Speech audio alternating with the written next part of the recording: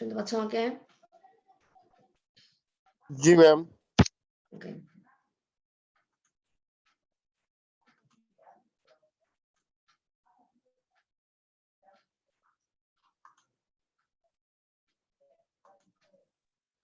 আপনাকেও স্বাগত। Good morning, ma'am. Morning. আজকে অনলাইন ক্লাসে সবাইকে স্বাগতম।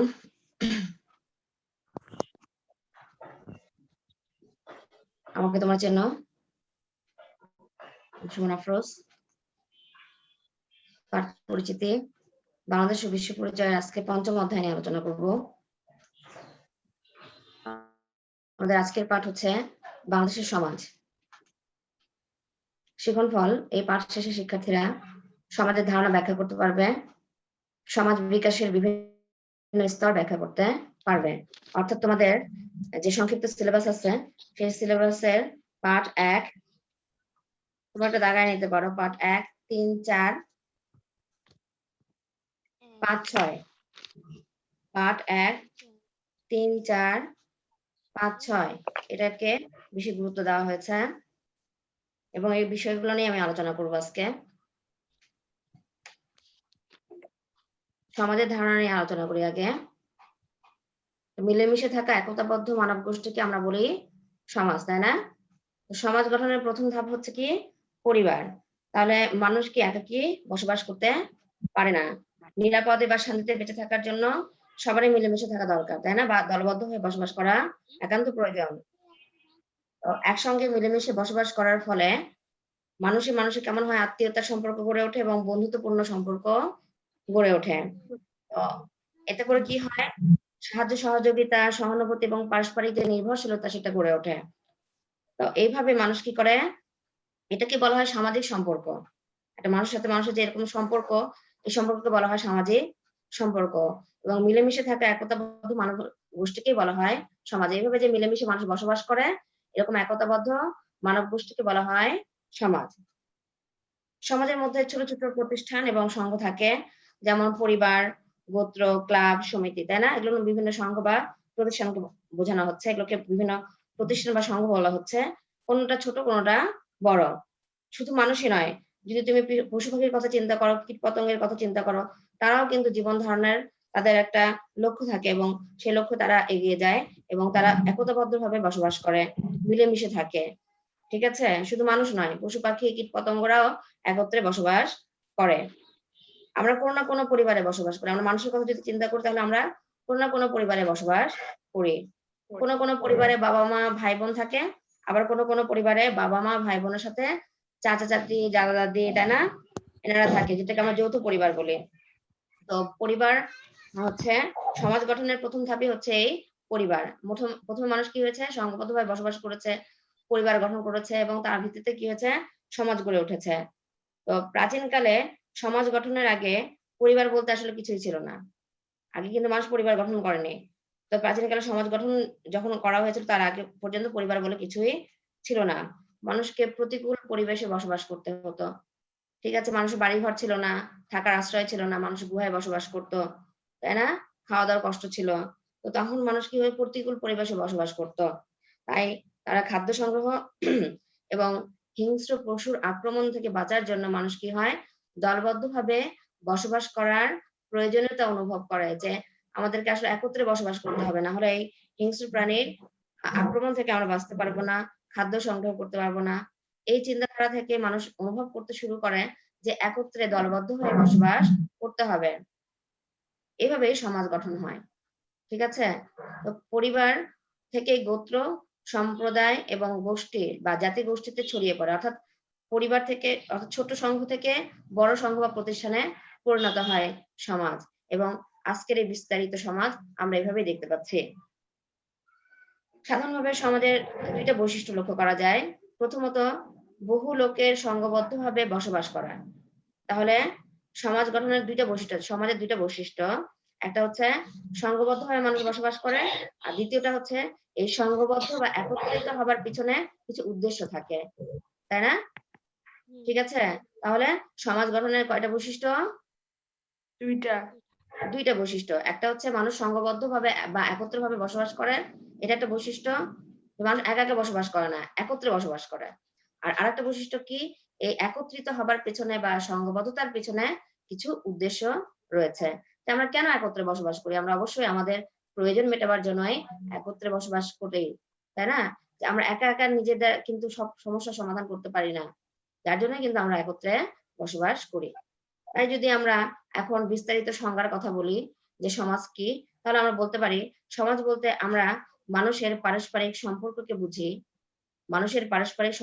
বুঝি, যার ভিত্তিতে মানুষ বিশেষ উদ্দেশ্য ও প্রয়োজনে সমবেতভাবে বসবাস করে। তাহলে সমাজ বলতে আমরা কি বলি? মানুষের পারস্পরিক সম্পর্ককে বুঝি, যার ভিত্তিতে মানুষ বিশেষ উদ্দেশ্য ও প্রয়োজনে সমবেতভাবে বাস করে। ঠিক আছে, এটা তুমি আন্ডারলাইন করে রাখো। এটা হচ্ছে সমাজের সংজ্ঞা, বুঝে গেছে? আচ্ছা, তাহলে এখান থেকে আমি বেশ কিছু ছোট ছোট প্রশ্ন করতে পারি তোমাদের।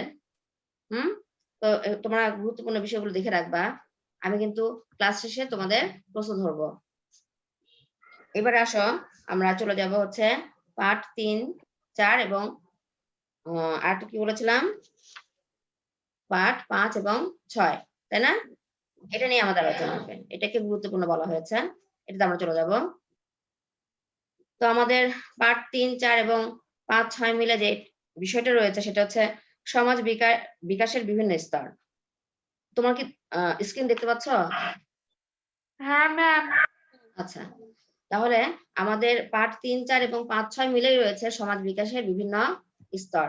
ঠিক আছে, এটা নিয়ে আমরা এখন আলোচনা করবো, অর্থাৎ সমাজ কিভাবে গঠিত হলো, কোথা থেকে কোথায় আমরা আসলাম, কেমন করে এই আধুনিক সমাজ আমরা গড়ে তুলেছি, সেটা নিয়ে আমরা ধারাবাহিকভাবে আলোচনা করব।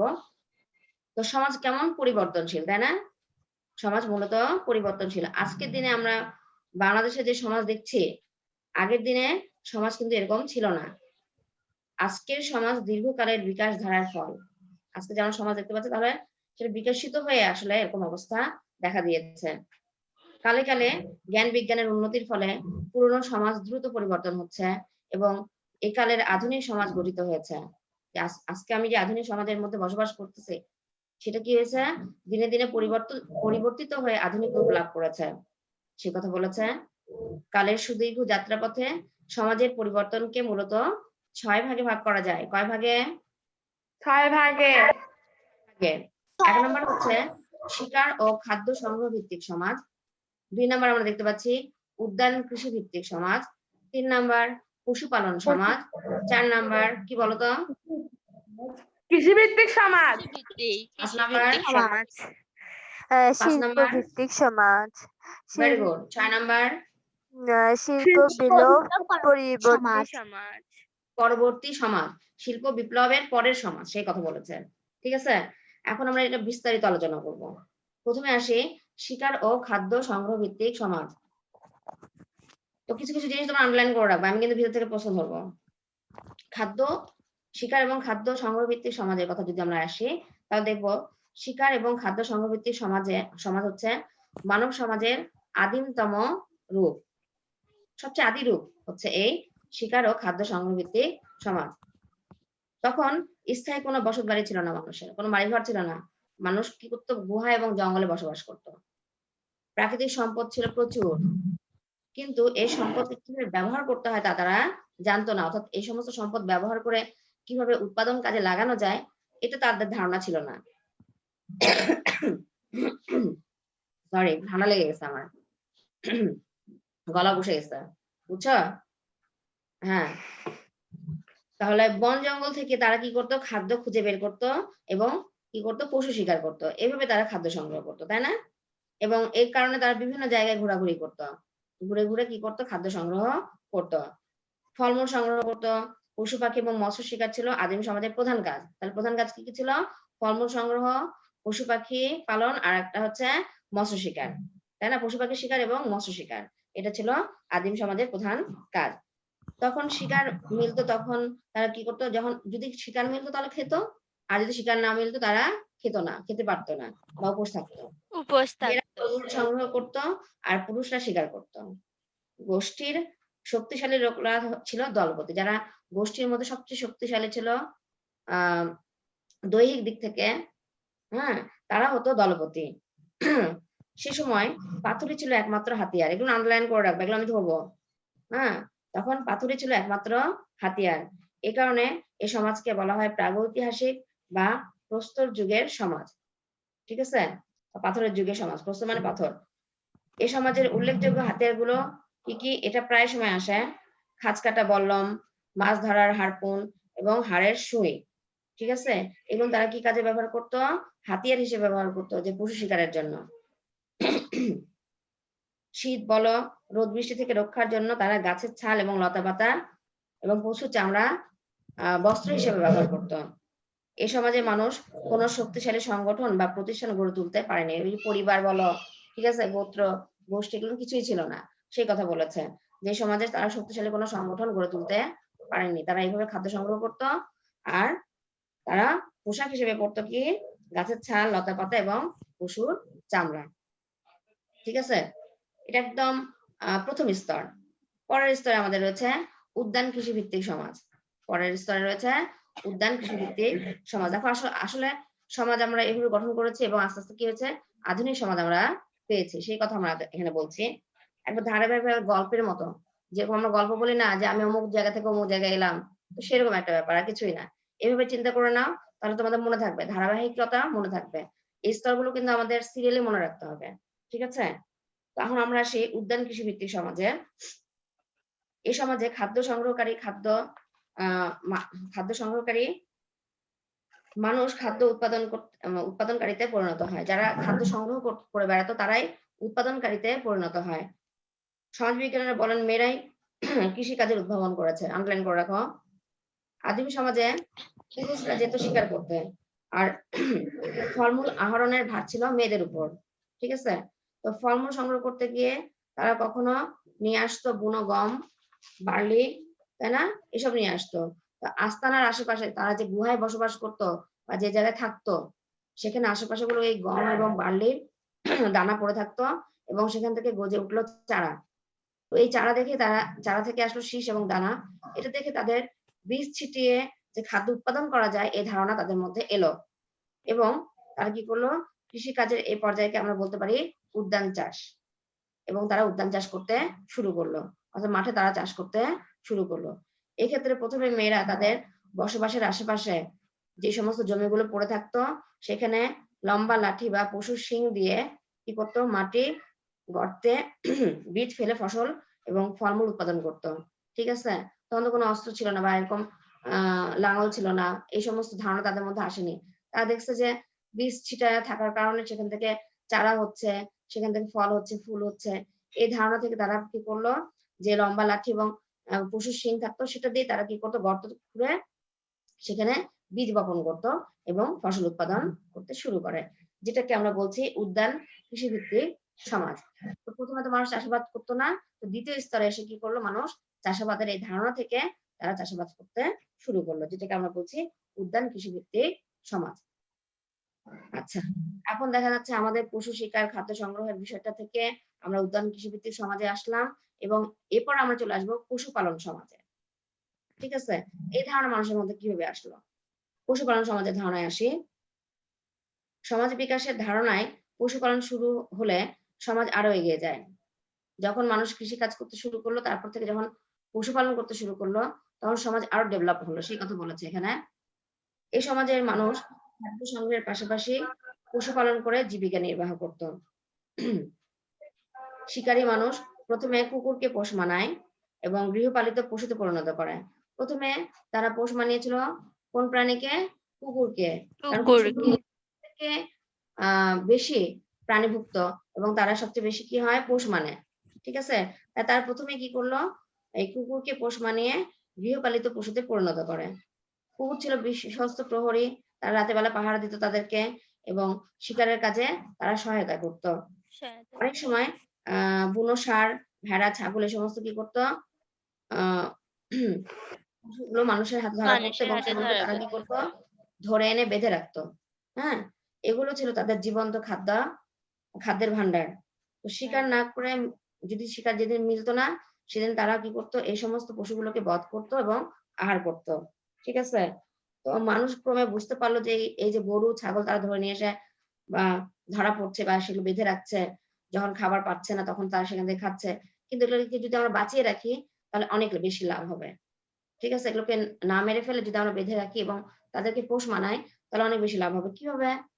তারা প্রতিদিন দুধ দিবে, বছরে বছরে বাচ্চা দিবে, তারপরে চামড়া এবং আহ পশমকে কাজে লাগানো যাবে। তো তারা দেখলো যে এটা বেশি বেনিফিটেড হবে, এটা বেশি হচ্ছে আহ লাভজনক হবে। ঠিক আছে, তাই তারা কি করলো, এই সমস্ত পশুগুলোকে বেঁধে রেখে তাদেরকে পোষ মানানোর চেষ্টা করলো এবং সেখান থেকে তারা লাভবান হতে শুরু করলো। এভাবে সমাজে গৃহপালিত পশুর সংখ্যা বেড়ে যায় এবং মানুষ বুঝতে পারে যে পশু কি করা যাবে, পশু পালন করে সমাজে আরো বেশি বা নিজের আরো বেশি উন্নতি করা সম্ভব। এই সমাজে মুদ্রার প্রচলন ছিল না, তবে দ্রব্য বিনিময় প্রথার উদ্ভব ঘটে। এটা লাইন করে রাখো। তাহলে দ্রব্য বিনিময় প্রথার উদ্ভব হবে কোন সমাজে? পশুপালন সমাজে, তাই না? আমরা দেখতে পাচ্ছি মুদ্রার প্রচলন তখন হয়নি, তখন দ্রব্য বিনিময় প্রথা ছিল। একজনের পশুর সঙ্গে অন্যজনের পশু বিনিময় করা হতো। তবে আদিম সমাজের মতো এই সমাজের মানুষও যাযাবর জীবন যাপন করতো, অর্থাৎ তাদের কোনো নির্দিষ্ট স্থান ছিল না। তারা যেখানে খুশি সেখানে ঘুরে বেড়াতো, সেখানে বসবাস করতো। তাদের নিজস্ব কোনো বাড়িঘর ছিল না, বোঝা গেছে? বা স্থায়ী কোনো জায়গা ছিল না। তো আমাদের 3টা স্তর আমরা দেখলাম সমাজের বিকাশের বা আধুনিক সমাজ গঠনের। এবার আমরা আসবো হচ্ছে কৃষিভিত্তিক সমাজ। এবার আসবো কৃষিভিত্তিক সমাজ। আগের কৃষিভিত্তিক সমাজ তো আমরা দেখেছি মোটামুটি গর্ত করে তারা কি করতো, কৃষিকাজ করতো। কিন্তু এখন আমরা যেটা দেখবো সেটা হচ্ছে আরো ডেভেলপ তারা কিভাবে করলো কৃষিক্ষেত্রে। তো কৃষিকাজের সূচনা মেয়েরা করলেও লাঙল আবিষ্কারের পর পুরুষরা চাষের দায়িত্ব নেয়। যখন তারা লাঙল আবিষ্কার করলো তখন ছেলেরাই তখন কি করলো, হচ্ছে তোমার জমি চাষের দায়িত্ব নিয়ে নিল। প্রথমে তারা নিজেদের কাঁধে জোয়াল, অর্থাৎ তাদের গরু ছিল না বা গরুদের যে চাষ করা যাচ্ছে সেটা তারা জানতো না, তাই তারা কি করলো, প্রথমে নিজের কাঁধে জোয়াল নিয়ে চাষাবাদ শুরু করে। কালক্রমে হালের বলদের ব্যবহার শুরু হয়। তারা বুঝতে পারে যে এটা হালের বলদ দ্বারা যদি আমরা এটা চাষ করি তাহলে আরো বেশি তাড়াতাড়ি হবে বা এত কষ্টদায়ক হবে না। লাঙল এবং হালের বলদ ব্যবহার করে চাষ শুরু হলে উৎপাদন বাড়তে থাকে। ঠিক আছে, তারা অর্থাৎ কৃষিক্ষেত্রে তাদের ডেভেলপ হতে থাকে। যেসব অঞ্চলে বন্যা হতো এবং জমিতে পলি পড়তো, মানুষ সে সমস্ত জমিতে গম এবং বার্লির বীজ ছিটিয়ে দিত। এসব অঞ্চল ছিল নীল নদের তীর, সিন্ধু উপত্যকা এবং টাইগ্রিস ইউফ্রেটিস নদীর অববাহিকায় বা তার তীরে। যে যুগে পশ্চিম এশিয়া এবং আফ্রিকায় প্রচুর বৃষ্টি হতো সেই সময়, তাই কৃষিকাজ এসব অঞ্চলে ধীরে ধীরে বিস্তার লাভ করে। অর্থাৎ কৃষির জন্য কি দরকার? পানি দরকার। তার বৃষ্টিপাত যেখানে হতো, যেখানে নদীর অববাহিকা বা নদী তীরবর্তী অঞ্চল থাকতো, যেখানকার জমি উর্বর, সে সমস্ত জায়গাতেই তারা বেছে বেছে সেই সমস্ত জায়গাগুলোতে কৃষিকাজ শুরু করে। তাই কৃষিকাজের সমস্ত পরে আফ্রিকা, ইউরোপ এবং এশিয়ার অন্যান্য জায়গায় কৃষিকাজ ছড়িয়ে পড়তে থাকে এবং কৃষিকাজ প্রসারের সাথে সাথে পশুপালনের প্রয়োজনীয়তাও বাড়ে, কারণ কৃষিকাজ করতে গেলেও পশু প্রয়োজন। ঠিক আছে, একটার সাথে একটা জড়িত, সেই কথা বলেছে এখানে। তো কৃষিকাজের মধ্য দিয়ে সমাজ জীবন এবং সভ্যতার উন্নতি ঘটতে থাকে। আমরা তো জেনেছি যে সভ্যতাগুলো সাধারণত নদী অববাহিকায় গড়ে ওঠে। ঠিক আছে, তো এই কৃষিকাজের মধ্য দিয়ে সমাজ জীবন বিকশিত হয় এবং সভ্যতার উন্নতি ঘটতে থাকে। কৃষিকাজের উপযোগী স্থানে লোক সংখ্যা বাড়তে থাকে, স্বাভাবিক বিষয়। যেখানে আমরা খাদ্য উৎপাদন করতে পারবো, ভালোভাবে বসবাস করতে পারবো, সভ্যতার বিকাশ ঘটবে, সেখানে জনসংখ্যা বাড়বে। তো মানুষ স্থানীয় বা স্থায়ীভাবে এক স্থানে বসবাস করতে শুরু করলো এবং তখন থেকে শুরু হলো স্থায়ীভাবে বসবাস করা একটা নির্দিষ্ট জায়গায়। বুঝা গেছে, মানুষ আর যাযাবর থাকলো না। আচ্ছা, কৃষিকাজ মানুষের খাদ্যের সংস্থান আরো নিশ্চিত করে দিল। যে এই কৃষির যে ডেভেলপমেন্ট, সেটার মাধ্যমে কি হলো, মানুষের খাদ্যের নিশ্চয়তাকে নিশ্চিত করলো। ঠিক আছে, ওকে।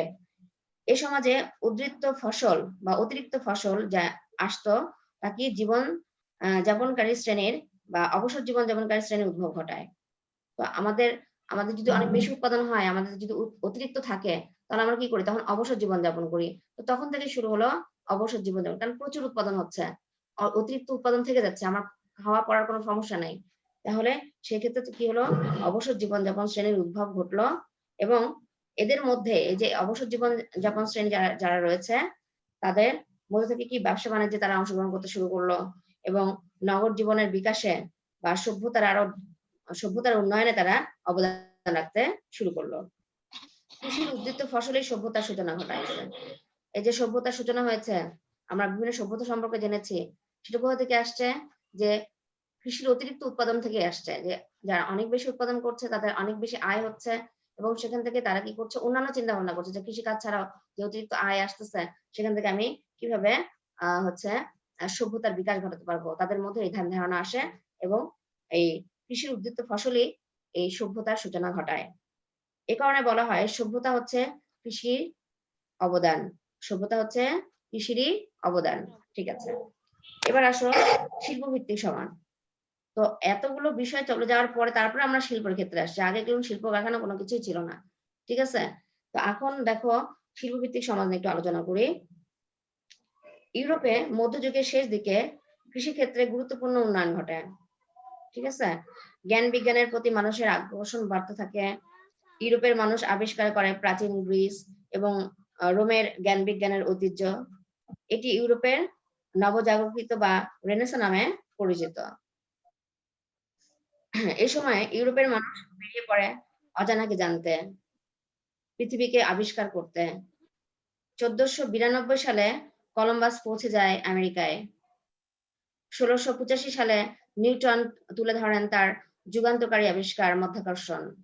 অর্থাৎ মানুষ জ্ঞান বিজ্ঞানের দিকে ধাবিত হয়। যখন খাওয়া পড়ার থাকার সমস্যা নাই, তখন কিন্তু মানুষ কি হয়, আরো বেশি জ্ঞান অর্জন করার জন্য আগ্রহী হয়ে পড়ে এবং এর মাধ্যমে কি হয়, শিল্প বিপ্লব ঘটতে থাকে। তো এই সমস্ত আবিষ্কার হতে শুরু করে, একের পর এক বৈজ্ঞানিক আবিষ্কার হয়। 18 শতকে ইংল্যান্ডে বাষ্পচালিত ইঞ্জিন আবিষ্কার হলে উৎপাদন ব্যবস্থার বিপ্লব ঘটে। এই বাষ্পীয় ইঞ্জিনের ধারণা কাজে লাগিয়ে বিজ্ঞানীরা পরপর আবিষ্কার করতে শুরু করে সুতা কাটার মাকু বা স্পিনিং মেশিন, যান্ত্রিক তাঁত, তাই না, বাষ্পচালিত জাহাজ এবং রেলের ইঞ্জিন। এ সময় বিদ্যুৎ আবিষ্কার হয় আর স্টিম টারবাইন নামে বিশেষ ধরনের বাষ্পীয় ইঞ্জিন এই বিদ্যুৎ উৎপাদন করতে শুরু করে। তাহলে দেখো, যদি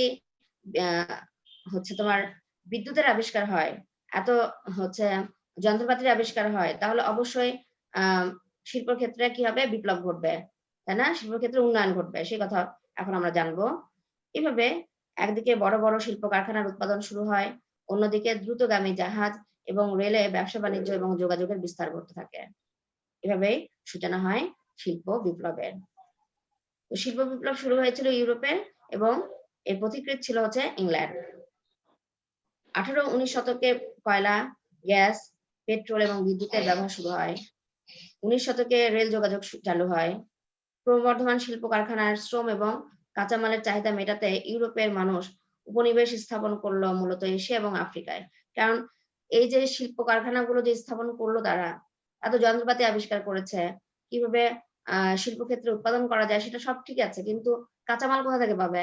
এই কাঁচামালগুলো এই কাঁচামালের চাহিদাগুলো মেটানোর জন্য, অর্থাৎ যেটা দিয়ে উৎপাদন করবে সেই কাঁচামালগুলো চাহিদা মেটানোর জন্য তারা উপনিবেশ গাড়ে কোথায়, এশিয়া এবং আফ্রিকার দেশগুলোতে, তাই না? এবং এখান থেকে তারা কিন্তু কাঁচামাল নিয়ে যেত। আমরা যদি চিন্তা করি তাহলে দেখবা যে এক সময় ইউরোপে কি হয়েছিল, তারা কি তাদের বেশিরভাগ ছিল তোমার বস্ত্র শিল্প, তাই না, এবং সেই বস্ত্র শিল্পের ডেভেলপমেন্টের জন্য তারা কি করতো, এখান থেকে কাঁচামাল নিয়ে যেত। ঠিক আছে, সুতা তুলা যা কিছু পাওয়া এখান থেকে নিয়ে যেত। আর কি হতো তোমার ওই যে নীল চাষ করাতো, কারণ তারা সাদা কাপড় উৎপাদন করতো এবং নীল চাষ করাতো আমাদের দিয়ে। ঠিক আছে, তো এরকম উপনিবেশ গেড়েছে কোথায়, এশিয়া এবং আফ্রিকার দেশগুলোতে। তখন থেকে বিশ্বব্যাপী শিল্প বিপ্লবের প্রভাব পড়তে থাকে এই সমস্ত অঞ্চলগুলোতে। 20 শতকে শুরু হয় বিমান, রেডিও, সিনেমা এবং টেলিভিশনের ব্যবহার। এভাবে আমরা শিল্প ভিত্তিক সমাজ গড়ে ওঠে এবং আমরা আধুনিক সমাজে পদার্পণ করি। বুঝা গেছে? এখন দেখো, এখন আমি লাস্ট টপিক নিয়ে আলোচনা করবো, সেটা হচ্ছে শিল্প বিপ্লব পরবর্তী সমাজ। শিল্প বিপ্লব পরবর্তী সমাজ শক্তির উৎস হিসেবে মানুষ এবং পশুর স্থান দখল করে যন্ত্র। বর্তমানে আমরা যে সমাজে রয়েছি সেখানে কি মানুষ এবং পশুর স্থান দখল করে নিয়েছে কি যন্ত্র, তাই না? এখন আমরা যে তথ্য প্রযুক্তির যুগ, এই যে এখন আমরা যে কথা বলছি সেটাও কিন্তু তথ্য প্রযুক্তির মাধ্যমে। ঠিক আছে, তাহলে দেখা যাচ্ছে শিল্প বিপ্লব পরবর্তীতে আমাদের কি হয়েছে, সমাজে কি হয়েছে, পশু এবং মানুষের স্থানগুলো দখল করে নিয়েছে, কেমন, যন্ত্র দখল করে নিয়েছে। শিল্প বিপ্লব পরবর্তী সমাজের ভিত্তি হচ্ছে জ্ঞান এবং তথ্য, তাই না? আমাদের মূল ভিত্তি এখন কি, সমাজের মূল ভিত্তি হচ্ছে জ্ঞান এবং তথ্য। শিল্পের বদলে তথ্য প্রক্রিয়াজাত করাই হচ্ছে অর্থনীতির মূল বৈশিষ্ট্য এখন। সম্পত্তির মালিকদের বদলে পেশাজীবী, চাকরিজীবী, বিজ্ঞানী, তথ্য প্রকৌশলী এবং সেবা ও বিনোদন খাতের সাথে যুক্ত মানুষরাই গুরুত্বপূর্ণ হয়ে উঠেছে। বর্তমানে স্বয়ংক্রিয় যন্ত্র যেমন কম্পিউটার এবং মোবাইল ফোন এবং যোগাযোগের নানা মাধ্যম যেমন ফেসবুক পৃথিবীর সব মানুষকে অনেক কাছাকাছি নিয়ে এসেছে। তুমি বাসায় বসে আছো, আমি বাসায় বসে আছি, অথচ আমরা কি করছি, পড়াশোনা করছি, তাই না? কার মাধ্যমে, তথ্য প্রযুক্তি, মানে কম্পিউটারের মাধ্যমে, মোবাইলের মাধ্যমে, তাই না? তাহলে মানুষ কি হচ্ছে, এটার মাধ্যমে কি হচ্ছে, অনেক কাছাকাছি এসে গেছে। বলা হচ্ছে সমস্ত পৃথিবী এখন একটি গ্রামে পরিণত হয়েছে। একটা গ্রামের মধ্যে মানুষ যেমন কাছাকাছি থাকে, ঠিক সেভাবে আমরা এখন আছি। এই প্রক্রিয়াই বলা হচ্ছে বিশ্বায়ন। এই প্রক্রিয়াকে কি বলা হচ্ছে, বিশ্বায়ন। ঠিক আছে, ওকে। আজকে টপিক গুলো কি বুঝতে পেরেছো? বুঝে গেছে? ওকে, দুই একটা প্রশ্ন ধরে যারা পারবা তারা উত্তর দিবে। হ্যাঁ, এক কথায় বলো সমাজ কি? এক কথায়। মিলেমিশে থাকা আমরা একতাবদ্ধ মানব গোষ্ঠীকে সমাজ বলা হয়। নাম বলে বলো, একজন বলো, বুঝলাম না। নেহা, হ্যাঁ, স্নেহা বলো। মিলেমিশে থাকা একতাবদ্ধ মানব গোষ্ঠীকে বলা হয় সমাজ। আচ্ছা, এখন যদি বলি সমাজ গঠনের প্রথম ধাপ কোনটি? পুষ্পা বলো। প্রথম ধাপ হলো পরিবার। পরিবার। পরিবার, আচ্ছা। কোন সমাজে দ্রব্য বিনিময় প্রথা উদ্ভব ঘটেছিল? কোন সমাজে দ্রব্য বিনিময় প্রথার উদ্ভব ঘটেছিল? অপশন দিব? এই যেখানে দেওয়া আছে বিভিন্ন স্তর, কোনটা হবে সেটা? 1 2 3 4 5 না 6? এই যে স্ক্রিনে দেখা যাচ্ছে তো। চার। হ্যাঁ, 4 নাম্বার ছিল না 3 নাম্বারে ছিল? পশুপালন সমাজে দ্রব্য বিনিময় প্রথার উদ্ভব ঘটেছিল। পশুপালন। হ্যাঁ, এখন বলতো সমাজ বিকাশের কয়টা স্তর আছে? 6টি। 6টি। ছয়টি। না দেখে বলতে পারবা কোনটা কোনটা? প্রথম 3টা বলো তো, কে একজন? শিকার ও খাদ্য সংগ্রহ, সমাজ, উদ্যান কৃষিভিত্তিক একজন সমাজ, বলো। পশুপালন। পশুপালন সমাজ। আচ্ছা, পরের 3টা বলো। কৃষিভিত্তিক সমাজ, কৃষিভিত্তিক সমাজ, শিল্পভিত্তিক সমাজ, শিল্পভিত্তিক পরবর্তী সমাজ। এখন যদি এক এক করে ধরে পারা যাবে? জি ম্যাম। এই 6টা পারা যাবে? জি ম্যাম। এই 6টা কিন্তু তোমাদের সবচেয়ে গুরুত্বপূর্ণ বিষয়, ঠিক আছে, এই অধ্যায়ের। যে আমাদের সংক্ষিপ্ত সিলেবাস দিয়েছে সেখানে এই সমাজ কি আর হচ্ছে এই সমাজ বিকাশের বিভিন্ন স্তর, এটা নিয়ে শুধু আলোচনা করার কথা সবচেয়ে গুরুত্ব দেওয়া হয়েছে। ঠিক আছে, অন্যান্য 2টা হচ্ছে পার্ট কিন্তু আমাদের বাদ গেছে। এটা হচ্ছে শুধু একটু রিডিং করে নিলেই হবে। আর আমরা সবচেয়ে বেশি গুরুত্ব দিব এই 2টা টপিকটাতে। ঠিক আছে, পার্ট 1, পার্ট 3 4 এবং 5 6। বুঝা গেছে? তার মধ্যে সবচেয়ে বেশি গুরুত্বপূর্ণ হচ্ছে সমাজ বিকাশের বিভিন্ন স্তর। ওকে, এবার আরেকটা 2-1টা প্রশ্ন ধরি তো। আচ্ছা, এখন বলো শিল্প বিপ্লব শুরু হয়েছিল কোথায়? কোথায়? শিল্প ভিত্তিক সমাজে বাবা। ইউরোপে না ইংল্যান্ডে? ইউরোপে। Very good. আচ্ছা, বাষ্পচালিত ইঞ্জিন আবিষ্কার হয় কত শতকে এবং কোথায়? 18। 18 শতকে। কোথায়? ইউরোপে। ইংল্যান্ড, আচ্ছা, ইংল্যান্ডে। আচ্ছা, কত সালে কলম্বাস ইংল্যান্ডে, আমেরিকায় পৌঁছায়? কত সালে কলম্বাস আমেরিকায় পৌঁছায়? 1492 সালে। 1492 সালে। 1492 সালে। আচ্ছা, সভ্যতার সূচনা হয় কিসের মাধ্যমে? শিল্প বিপ্লবের মাধ্যমে। শিল্প বিপ্লবের মাধ্যমে। সভ্যতার সূচনা, এটা কৃষিভিত্তিক সমাজে চলে গেছে। আমি এলোমেলো ভাবে প্রশ্ন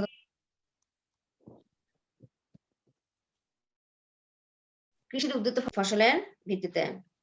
আচ্ছা, আর শেষ প্রশ্ন করি, শিল্প বিপ্লব পরবর্তী সমাজের মূল ভিত্তি কি?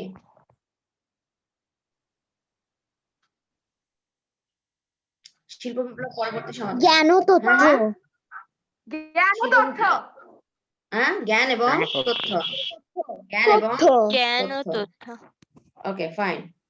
আচ্ছা, আমার মনে হয় খুব ভালোভাবে তোমরা এটা বুঝতে পেরেছো, তাই না?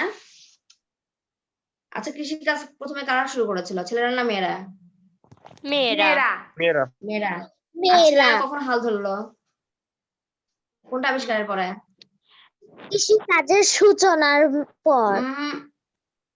ছেলেরা প্রথমে ছেলেরা কখন হাল ধরলো, জমি চাষের দায়িত্ব নিল কখন? হচ্ছে কি ওটার নাম, লাঙ্গল লাঙ্গল আবিষ্কারের আবিষ্কারের পর। পর। লাঙ্গল আবিষ্কারের পরে ছেলেরা তখন এই দায়িত্বটা হাল ধরে। নিল, তাই না?